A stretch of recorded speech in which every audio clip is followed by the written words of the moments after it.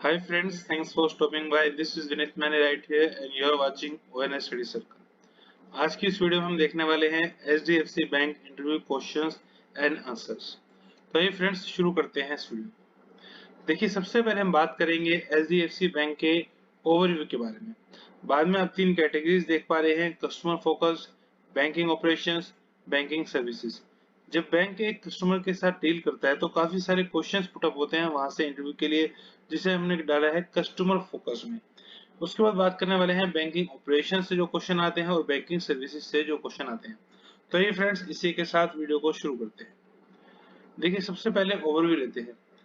HDFC bank में जो HDFC है इसकी फुल फॉर्म क्या है, काफी बार ये पूछा जाता है। इसकी फुल फॉर्म है friends housing development finance corporation. अब देखते हैं थोड़ा सा इसका ओवरव्यू। HDFC बैंक के जो हेडक्वार्टर है वो कहाँ पर है, वो है मुंबई में।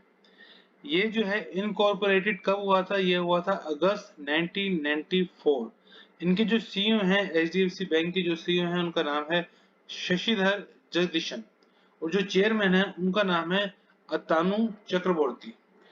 कुछ प्रोडक्ट्स एंड सर्विसेज देख लेते हैं HDFC बैंक की। पहली है होलसेल बैंकिंग, दूसरी है रिटेल बैंकिंग, तीसरी है पर्सनल लोन। और भी काफी सर्विसेज है लेकिन ये जो है ये मेन सर्विसेज होती हैं, इसके बारे में पूछा जाता है हम कह सकते हैं। अब बात करते हैं फ्रेंड्स वीडियो में आगे। अब देखिए कस्टमर फोकस जो क्वेश्चन है, पहला what is the difference between debit card and credit card. Debit card और क्रेडिट कार्ड में क्या डिफरेंस है। देखिए डेबिट कार्ड में क्या होता है, जो कस्टमर है जो यूज कर रहा है कार्ड को उसके पास बैलेंस पहले से ही होता है, वो उसको यूज करता है। मतलब उसके जो पैसे होते हैं वो पहले ही जमा होते हैं उसके कार्ड में हो सकते हैं, हम कहते हैं मतलब वो कार्ड जिस अकाउंट से लिंक है उसमें पहले से ही पैसे होते हैं, वो उसको खर्च करता है, यूज करता है। लेकिन क्रेडिट कार्ड में क्या होता है, पहले से ही पैसे नहीं होते, लिमिट होती है कि इतने तक वो यूज कर सकता है, बाद में वो पैसे चुकाएगा, बैंक को लौटाएगा। तो ये डिफरेंस है डेबिट कार्ड और क्रेडिट कार्ड में। डेबिट कार्ड में पहले से ही पैसे थे, वो उसको खर्च कर रहा है। क्रेडिट कार्ड में पैसे नहीं थे, वो खर्च कर रहा है और बैंक द्वारा बैंक ने उसको एक लिमिट दी हुई है कि आप इतना तक खर्च कर सकते हैं और उस पर बैंक पैसे लेता है। अब बात करते हैं describe a situation when bank री इश्यूज डेबिट कार्ड। अब देखिए बैंक जो है डेबिट कार्ड कब री इश्यू करता है, ये सिचुएशन क्या हो सकती है। ज्यादातर जो होता है अगर किसी का डेबिट कार्ड खो जाता है, किसी पर्सन का, मान लीजिए एक पर्सन है XYZ, उनका डेबिट कार्ड खो जाता है तो एक रिक्वेस्ट डाल सकते हैं और बैंक उनको एक नया डेबिट कार्ड बना के देता है। अब बात करते हैं, ये क्वेश्चन काफी बार पूछा जा रहा है friends, what is payroll card. ये देखने में आया है कि जो पेरोल कार्ड है ये काफी कैंडिडेट्स को पता नहीं होता। पेरोल कार्ड का मतलब क्या होता है, डेबिट कार्ड की ही तरह होता है, इसमें एक अमाउंट डला होता है। एक हम कह सकते हैं कि पहले से ही अमाउंट डाल के, जैसे सैलरी दी जाती है, कंपनी जो सैलरी देती है अपने एम्प्लॉयज को, ऐसे ही कुछ कंपनीज पेरोल कार्ड देती है पहले से एक अमाउंट डाल के। वो अमाउंट या तो एम्प्लॉय खर्च कर सकता है या उससे ATM से भी पैसे निकाले जा सकते हैं। ये होता है पेरोल कार्ड जो कंपनीज देती हैं अपने एम्प्लॉयज को।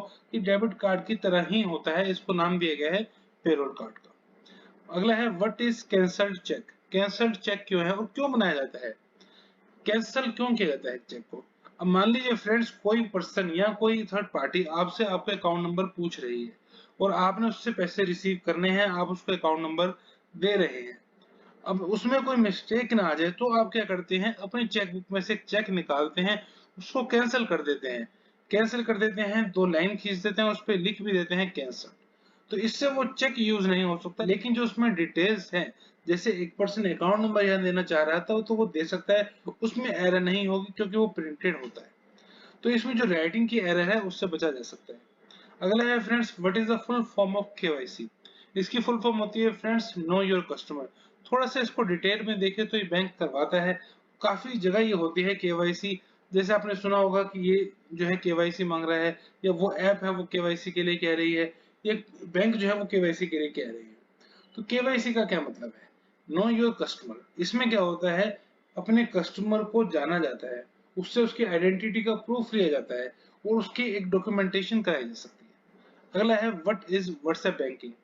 अब देखिए व्हाट्सएप बैंकिंग भी चल रही है आजकल। व्हाट्सएप बैंकिंग में क्या होता है, व्हाट्सएप के मीडियम से बैंकिंग की जाती है। इससे काफी बेनिफिट्स ले सकता है एक कैंडिडेट। व्हाट्सएप के मीडियम से वो अपने अकाउंट की जो बैलेंस है उसको जान सकता है, व्हाट्सएप से वो मिनी स्टेटमेंट ले सकता है, चेकबुक की रिक्वेस्ट डाल सकता है, काफी सारी चीजें वो कर सकता है। अगला है what is more important in bank job, speed और एक्यूरेसी। देखिए अगर हम स्पेसिफिकली बात करते हैं बैंक की जॉब की, तो स्पीड और एक्यूरेसी में अगर हम देखें एक ही वर्ड को, तो एक्यूरेसी ज्यादा इंपॉर्टेंट होती है। क्यों? क्योंकि यहाँ पे क्या है, मॉनेटरी टर्म्स इन्वॉल्व बहुत ज्यादा होती है, लोगों का, कस्टमर्स का पैसा सीधा इन्वॉल्व होता है और उसमें काम करना होता है। तो अगर एक्यूरेसी यहाँ पे गिरती है तो वो इशू पैदा कर सकती है। स्पीड थोड़ी कम भी है तो चलती है, लेकिन स्पीड भी होनी चाहिए। लेकिन अगर वो स्पीड एक्यूरेसी को इफेक्ट कर रही है तो वो स्पीड गलत है। एक्यूरेसी हाईएस्ट रखते हो, जितनी स्पीड मेंटेन कर सकते हैं वो बेस्ट होती है। बात करते हैं फ्रेंड्स आगे। अब देखिए बैंकिंग ऑपरेशन से कुछ क्वेश्चन यहाँ पे। What is wholesale banking and retail banking? अगर हम बात करें होलसेल बैंकिंग की, तो ये ऐसी बैंकिंग है जहां बैंक सर्विसेज देता है। बैंकिंग सर्विसेज की यहाँ बात हो रही है बड़े बड़े क्लाइंट्स को। फॉर एग्जांपल काफी बड़ी कोई ऑर्गेनाइजेशन है या कोई गवर्नमेंट एजेंसी है, मतलब एक इंडिविजुअल को ना देके, एक पर्सन को ना देके, बड़ी बड़ी ऑर्गेनाइजेशंस को या बड़े इंस्टीट्यूशंस को हम कह सकते हैं, जो सर्विसेज एक बैंक प्रोवाइड करता है, तो उसको हम कहते हैं होलसेल बैंकिंग। रिटेल बैंकिंग हम देखें तो उसमें जब एक इंडिविजुअल पर्सन को सर्विस दी जाती है, जैसे मान लीजिए एक पर्सन है मिस्टर ए, एक पर्सन है मिस्टर बी, जब पर्सन को सर्विस दी जा रही है बैंकिंग की, तो उसे हम रिटेल बैंकिंग कहते हैं। What do you think about the difference between bank jobs and other jobs?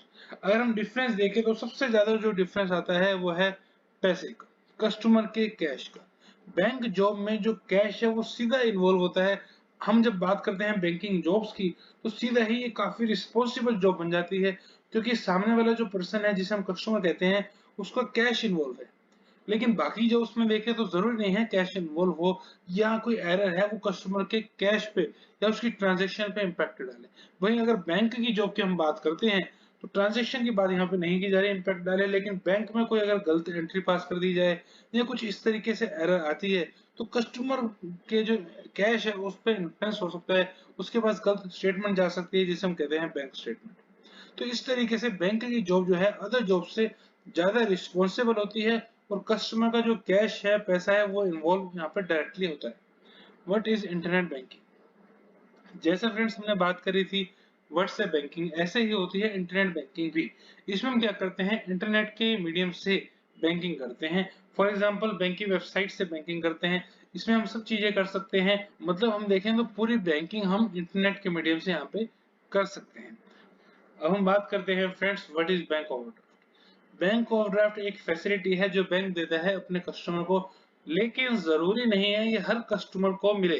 वो बैंक डिसाइड करता है उसने किस कस्टमर को देनी है, कुछ रेटिंग के बेसिस पे इसको डिसाइड किया जा सकता है। इसमें कस्टमर अपने बैंक में जितने पैसे हैं उससे ज्यादा निकाल सकता है, चाहे वो बिलो जीरो हो। फॉर एग्जांपल एक पर्सन के अकाउंट में कोई पैसा नहीं है लेकिन उसको 10,000 रुपए निकालने हैं, बैंक ने उसको ओवरड्राफ्ट दिया है कि वो निकाल सकता है 10,000 रुपए तक, तो वो निकाल सकता है चाहे उसके बैंक में कोई भी पैसा नहीं है।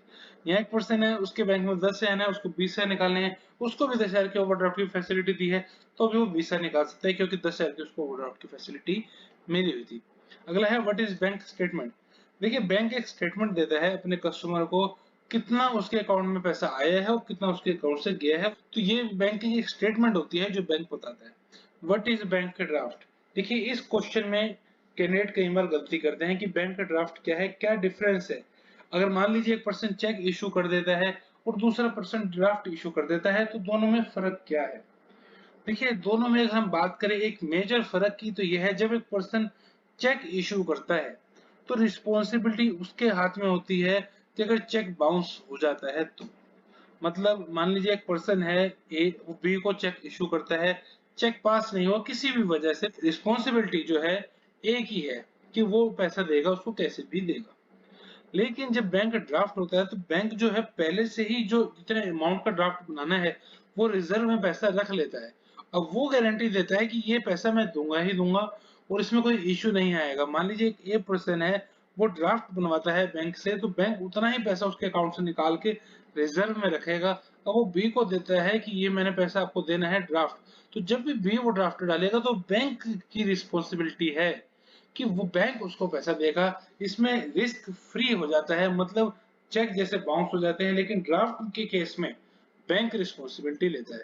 तो ये एक मेजर डिफरेंस होता है फ्रेंड्स, इसे हम कहते हैं बैंक ड्राफ्ट। तो फ्रेंड्स ये थी वीडियो आज की। आई होप आपको वीडियो अच्छी लगी होगी। अगर वीडियो अच्छी लगी है तो हमारे एफर्ट्स को अप्रिशिएट करें, इस चैनल को सब्सक्राइब करें, इस वीडियो को लाइक एंड शेयर करें। Thank you so much friends, thanks for watching this video.